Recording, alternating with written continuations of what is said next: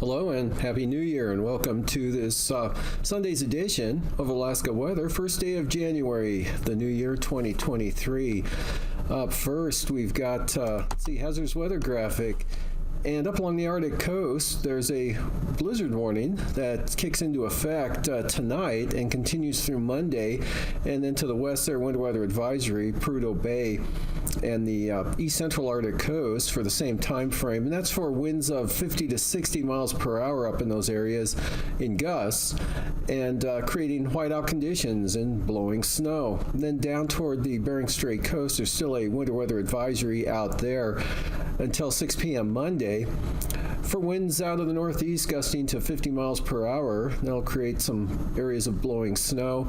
And then on the central interior, the Koyukuk Valley down towards Tanana and along the area from Delta Junction to Nenana there, that's a wind advisory and winter weather advisory for winds gusting to 50 miles per hour with areas of blowing snow, especially in the central interior areas. And that's out until midnight tonight. And a winter weather advisory remains out until midnight tonight also for the Copper River Basin, Susitna Valley, Kenai Peninsula, and Anchorage area, especially western Prince William Sound. That's for 2 to 8 inches of snowfall with areas of freezing rain mixed in as well, and could be even some areas of just plain rain. But that's out until midnight tonight. And from there, going to satellite imagery and see the front slowly moving eastward, main flow from south to north there into the Panhandle. That brought some pretty strong winds, storm force winds along the coast and up to the eastern North Gulf Coast today. And that brought the areas of snow in across south central Alaska with actually areas of rain or snow. For example, Portage picking up about 1.5 inches of precipitation today, and about 0.2 of an inch around the Anchorage area, so pretty varied and variable as far as the type and amounts of precipitation go for southern Alaska. And then out to the west, not much at all. One band of clouds moving up to the upper Yukon River Valley. And then we've got out to the west, no storminess at all, just a lot of loose clouds out there with cold air down at the surface, as you can see over the northern Bering Sea there, bringing the snowfall levels down to about sea level for the Alaska Peninsula and close to sea level for the eastern Aleutians, still reporting some rain showers around Unalaska, and some light snow temperatures down into the upper 20s for St. Paul with gusty north winds there, and even pretty gusty north winds and northeast winds along portions of the southwest coast. On the chart today, that front approaching the Panhandle brought peak wind gusts so far of 66 miles an hour at Heidelberg, a high wind warning due to end there by 3 or 4 p.m. And Juneau had a peak wind gust around 50 miles per hour. And Cape Decision had 71 mile per hour wind gusts today. Up at Yakutat, pretty strong winds there as well, 54 miles per hour peak wind gusts. And then you get into the lee side of the eastern Alaska Range. Delta Junction had a peak wind gust of around 60 miles per hour today. And then out to the west there, tight gradient along the southwest coast as that trough kind of approaches from the east. And Cape Romanzoff seeing winds gust as high as 71 miles per hour to the northeast, and then off to the southeast of Cape Romanzoff, Chivak had 656 mile per hour wind gusts. Otherwise, not as windy out over St. Lawrence Island today or the Bering Strait, still around gusts 40 to 50 miles an hour at Tin City. But some light snow showers, pretty sparse around the Pribilofs, and a little more notable along the Alaska Peninsula with rain and snow showers for the eastern and central Aleutian areas. Otherwise, rainfall amounts about an inch falling at Cordova today, and Portage picked up about 1.5 inches of precipitation during the daytime today. Those are the two heavier amounts around the state, lighter for the Panhandle, Kodiak Island, and across much of southern Alaska. And for tonight, again, blizzard warning continues for the eastern Arctic coast there. And then the winter weather advisories, wind advisories will end elsewhere around the state as periods of light snow or rain and snow mixed with freezing rain possibly over southern Alaska, with just plain rain along the coastal areas of the Kenai Peninsula and the North Gulf Coast, as well as a panhandle, good southeast flow, keeping the snow levels up. Definitely away from sea level, but you still see some snow at the higher elevations there, and snow showers all the way down to sea level for the central eastern Aleutians and Alaska Peninsula, heaviest on the Bering Sea side of the Alaska Peninsula, and little if any on the Pacific side, but areas of light snow or snow showers possible for the Yukon-Kuskokwim Delta to the Seward Peninsula areas, as well as into the Kobuk, Koyukuk Valley, and on up across the central and eastern Brooks Range area. And then for tomorrow, blizzard warning ends for the eastern Arctic coast, as well as a winter weather advisory there. And much of the state, advisory and warning free for tomorrow, with weakening low pressure now over western Bristol Bay.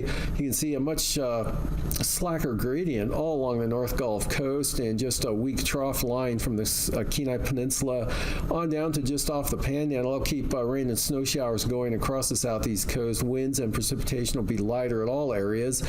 And look for kind of a widespread area of light snow and snow showers from the Alaska Peninsula up across Bristol Bay, Yukon-Kuskokwim Delta, much of the western interior up to about Kotzebue Sound, cutting off around the Noatak Valley there. Still some light snow possible for the central Arctic coast, and areas of snow showers or light snow there from the Kobuk Valley and across the Brooks Range, possibly into portions of the North Slope. Next front out west, trying to push some moisture back into Chimney-Attu, but probably won't happen until Monday night. And going ahead to Tuesday, that system actually drops off to the southeast, and the low center by Tuesday afternoon will be southwest of Adak, with another low south of Nikolsky.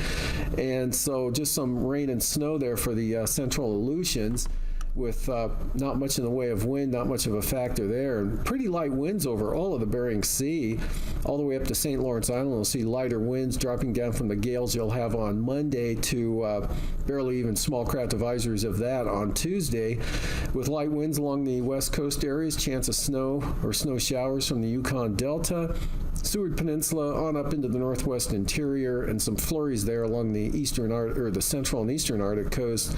Possibly some lingering snow showers over the Brooks Range, otherwise basically dry over much interior Alaska. Areas of light snow restricted to south and east of the Alaska Range, with the exception of some rain and snow in Bristol Bay. Be still unsettled over Kodiak Island. Winds will be light, but look for, with that trough, will swing another round of moderate precipitation in the form of rain there for the Kenai Peninsula, mixture of precipitation inland areas of the Kenai Peninsula and across southern Alaska. Little, if any, of that getting into the Copper River Basin. Look for some clearing with temperatures basically above zero there over the areas of the upper Tanana Valley 40-mile country on up into the Yukon Flats, with some weak high pressure ridging in from the Yukon. Panhandle will see an increase in the winds in the afternoon along the coast, with also increasing rain as that next front pushes northward during the afternoon hours. Otherwise, could be mostly dry over the northern Panhandle. Lows tonight in the 30s to near 40 for the southeast coast. Teens for the Copper River Basin, 25 to 35 south central Alaska. Mid-30s Kodiak Island, in the 20s for Bristol Bay. Single numbers for the Kuskokwim Valley. Highs tomorrow. Lower teens to lower 20s for the Kuskokwim Valley, 30 to 35, Bristol Bay. Mid-30s to lower 40s for the southeast coast, lower 40s Kodiak Island, upper 20s to mid-30s for south central Alaska, in the teens for the Copper River Basin, lows staying above zero all areas, single numbers in the Kuskokwim Valley, teens to mid-20s south central Alaska, mid-30s Kodiak, and in the 30s for all of the southeast coast, followed by highs, mid-30s northern Panhandle to lower 40s down to the south, And near 40 again along the southern Kenai Peninsula, Seward to Homer, Seldovia, Kodiak, upper 30s, Prince William Sound, upper 20s to lower 30s elsewhere, south central Alaska, colder west of the Alaska Range, and in the lower teens for the Copper River Basin. Up to the north, lows tonight staying pretty mild there in the Tanana Valley. You can see 10 to 20 for the lows, and maybe 3 below for Anaktuvuk Pass, and call it 0 to 10 below for the North Slope and the Arctic coast, on down to St. Lawrence Island, the Seward Peninsula. Highs tomorrow 15 to 25. Eastern Interior to Eagle, so pretty mild compared to what you've had, and single numbers but above 0 for the most part for the Arctic coast. Probably some areas of the North Slope, Umayyad Airfield, for example, staying below 0 on out to Point Lay. And then the lows for Tuesday morning looking like this. Pretty mild again. Most areas above 0. And highs mostly in the teens. Some areas pushing up to around 20 degrees, but mostly in the single numbers north of the Brooks Range. And out to the southwest, lower 20s for the Pribilofs, upper 20s, lower 30s for the Aleutians, followed by highs tomorrow afternoon. Mid-teens for the southwest coast, warmer in Bristol Bay, mid-30s for the Aleutians, upper 20s for the Pribilofs. Lows down around 20 for St. Paul and St. George Tuesday morning, followed by highs, upper 20s, mid-30s for the Aleutians. And now, aviation weather around Alaska. Moving on to flying weather, IFR up in the northern interior, or the central North Slope and Arctic coast, and then down into the northern Koyukuk and the Yukon Flats, their eastern Brooks Range, then improving over the central part of the state, and then back into marginal VFR with a couple of zones of IFR, one over the southern Copper River Basin, Prince William Sound, North Gulf Coast, on down across the Panhandle, and the other one out to the west there from Shelikof Strait, Kodiak Island, Bristol Bay, along the southwest coast to St. Matthew Island. And for the afternoon on Monday, IFR over the eastern Bering Sea right into the southwest interior, covering Bristol Bay, the Aleutian Range, most of the Alaska Peninsula, southern Shelikof Strait, and then up to the northern Bering Sea, St. Matthew, St. Lawrence Island, and the northern Seward Peninsula, right on into Kotzebue Sound, and possibly as far east as Selawik. Brooks Range, areas of IFR, and the central Arctic coast, small area of IFR there. Improving out over the western Aleutians, you can see becoming VFR from Chimay-Attu eastward to almost Adak. And for the morning Tuesday, IFR still over the northern and northeast Bering Sea, and right in across the southwest interior, Bristol Bay, and through the Bering Strait, Seward Peninsula into the northwest interior, improving over the central part of the state. Not too bad. Some lower conditions there in the Kobuk and Koyukuk Valley to the Yukon Flats with some IFR there, southeastern Brooks Range. And then along and south of the Alaska Range, marginal VFR with some IFR.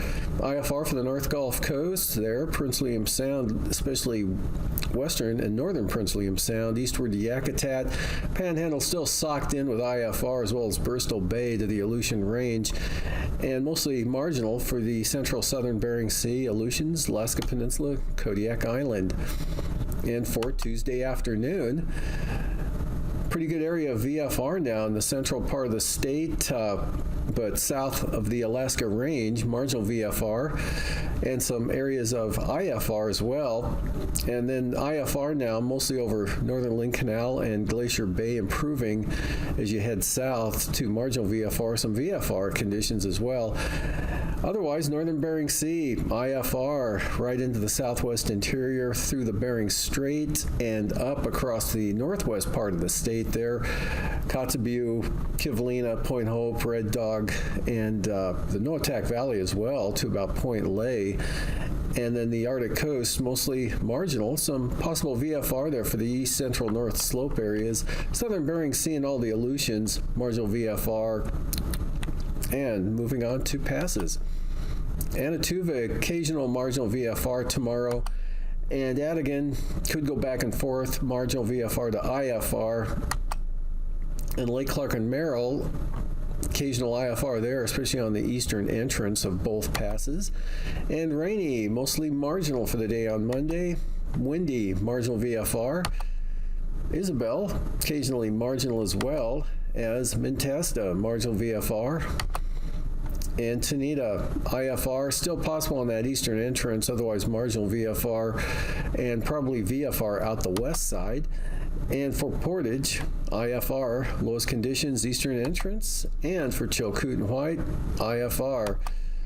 Looking at the freezing levels, 2,000 feet up over the Gulf of Alaska there, and then down across Prince of Wales Island and through Dixon Entrance.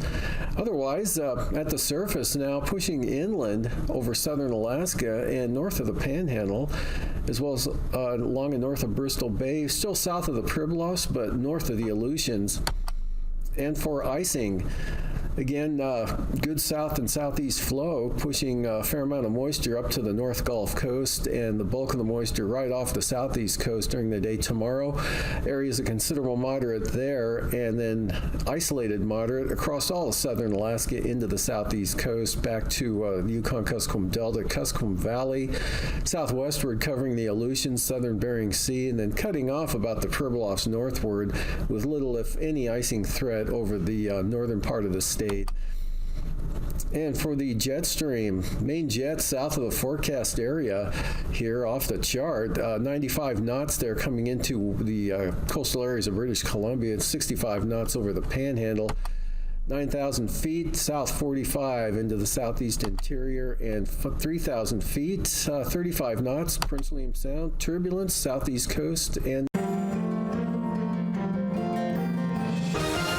Hello again, I'm meteorologist Dave Snyder with the National Weather Service with another edition of Alaska Weather Facts. And joining me today are not just one, but two people, both with the last name Stevens, which is even more fun, but no relation. We have Eric Stevens from Gina and George Stevens, who is a mechanical engineering student from the University of Alaska Fairbanks. Did I get that right? Yep. Awesome. And today you guys brought a really cool toy, or I should say tool, with you. It's a sandbox, but why are you guys working on a sandbox? Well, it's part of our senior design project, and we were approached by EPSCoR to build this for them. Mm-hmm. They had a proof of concept that they developed about a year ago, I think, and they wanted a more robust version that they could pack onto a plane and take places. And it's a handy learning tool for kids and adults. So you're a mechanical engineering student. You've built a traveling sandbox for the experimental program to stimulate competitive research, EPSCoR, and Gina's facilitated this. But why do we need a traveling sandbox? Well, the prototype was such a big hit that they decided they wanted another one, actually two, that they could that would be easier to travel with,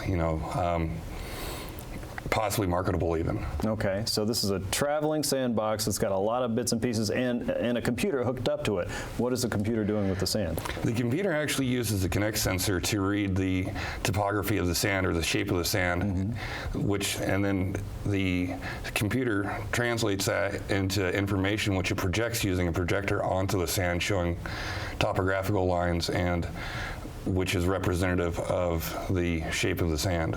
Okay, so this is a live mapping tool? Yeah. It's interactive. As you're moving your hands through it, it is actively following and changing the lines to fit what you're doing. That sounds like something I could have in my backyard. Yep. Be a lot of fun. So you guys had to change the design a little bit to make this more Alaska-fied, right? Yeah. Okay, how'd you do that? Well, the original was made out of basically lumber and Simpson strong tie type stuff, and we rebuilt it to make it lighter and basically more transportable. We can pack it down to a fairly small size, and it can be loaded onto a plane and flown anywhere in the state. Which you guys did today. And you have plans to take this in other places of Alaska, right? Yep, we're actually going to be headed down to Homer with it later today. Okay, very good.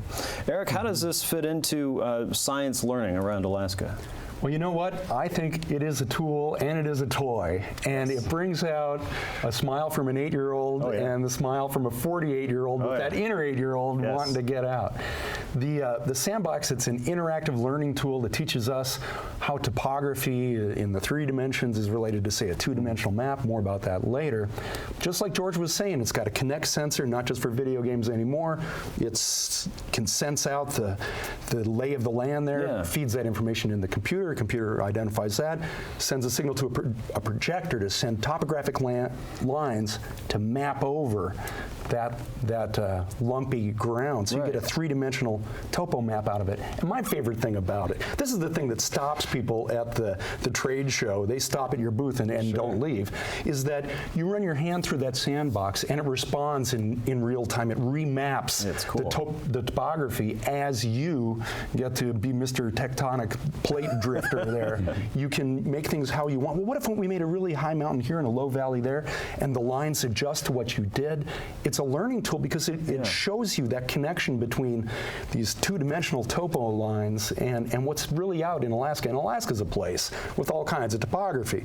You know, we're from the Great Plains, where topo maps tend to be just like blank pieces of paper, but Alaska is particularly gifted in this regard, and this tool helps us, I think, learn more about our state, really. Absolutely. And so this is going to enhance STEM learning, the science, technology, engineering, and math in many different locations around Alaska. Then this would be something that kids and teachers can get their hands on.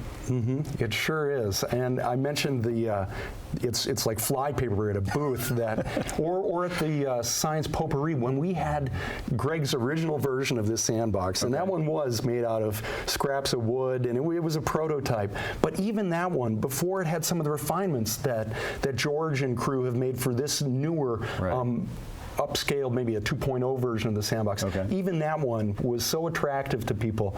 It just demonstrated that this has potential to be a learning tool, an outreach tool, an education tool that now is portable and can go places in Alaska. Of course, there's only one sandbox, can't be everywhere at once, but hopefully it gets out there, gets the word out about EPSCoR and what science is being done here for Alaskans. All right, that sounds really interesting, and I can't wait to get my hands in the sand and try this out for myself. We're going to demonstrate this here in our next segment of Alaska Weather Facts, but before we go, we want to remind you that EPSCoR, which is a new acronym for me now, but I'm going to remember this because you can follow them on Facebook and Twitter, and I invite you to do that. Alaska EPSCoR is also something that facilitates science learning at the University of Alaska around the state, and that stands for Experimental Program to Stimulate Competitive Research. So check that out, and make sure you tune in tomorrow because we're going to have the next version where we actually get our hands in the sand and check out how this works and demonstrates that topography. So for now, I'm meteorologist Dave Snyder with this edition of Alaska Weather Facts, and we'll see you again next time.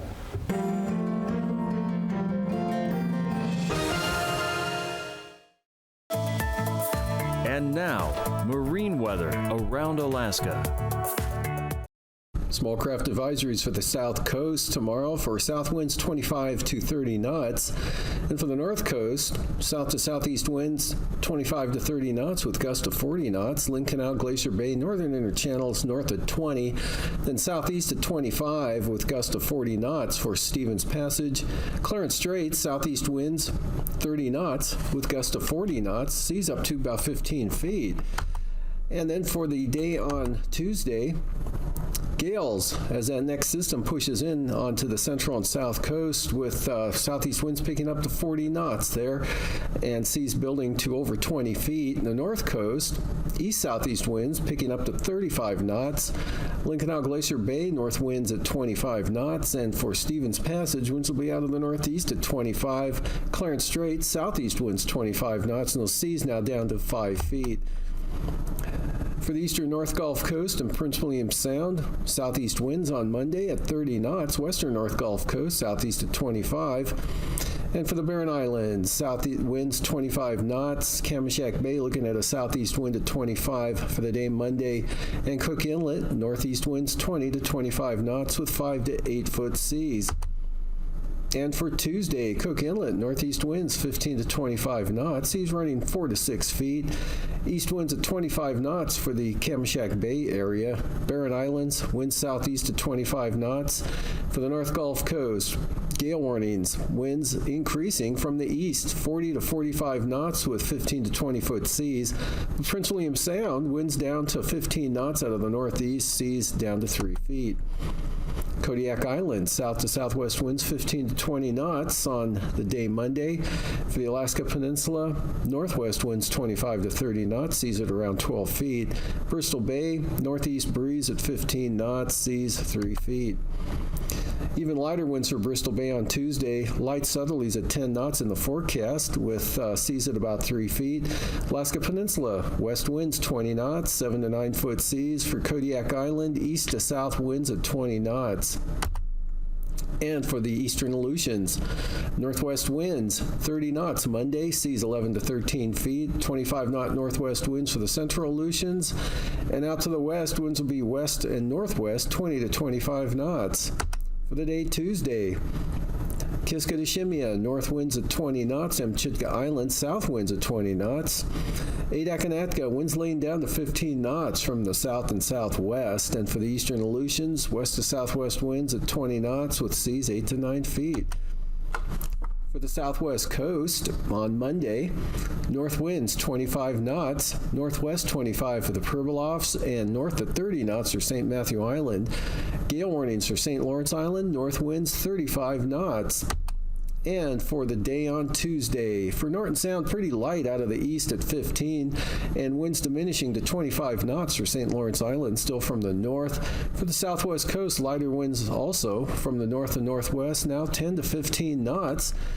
Pribilofs, northwest winds 15 knots, and St. Matthew Island, winds will be north at 20 knots. For the eastern Boulevard Sea Coast, good gales tomorrow. East winds 40 to 45 knots. East at 30 knots for the central coast, and 25 knot northeast winds for the western Arctic coast. Chukchi Sea, brisk wind advisories also for north winds at 30 knots. Lighter winds on Tuesday, Chukchi Sea north at 15 to 20 knots, and for the western Arctic coast, east winds at 20 knots. Central and east side looking at east winds at about 25 knots. And for tonight, blizzard warning kicks into effect for tonight through tomorrow for the eastern Arctic coast with winter weather advisory for the east central Arctic coast. Again, winds 35 to 50 miles an hour, creating whiteout conditions and blowing snow there. Areas of light snow extending southwestward to the Seward Peninsula. Widespread area of snow and snow showers across the entire Bering Sea down to the Aleutians, and rain and snow showers for the Kodiak area, and front pushing inland, so winds will diminish along the southeast coast tonight with still moderate amounts of rain all along the North Gulf Coast. And for tomorrow, lighter winds and lighter precipitation for the Panhandle and southern Alaska. So pretty good chance of snow up over the northern interior areas of, and some light snow on the central Arctic coast, and breezy and showery in the form of snow right down to sea level for the central and eastern Aleutians and Alaska Peninsula. These forecasts are for planning purposes only. Call 1-800-WX-BRIEF for a formal pre-flight briefing. Always file a flight plan before you go flying. The U.S. Coast Guard Auxiliary urges you to leave a float plan with a friend or the harbor master before you go boating.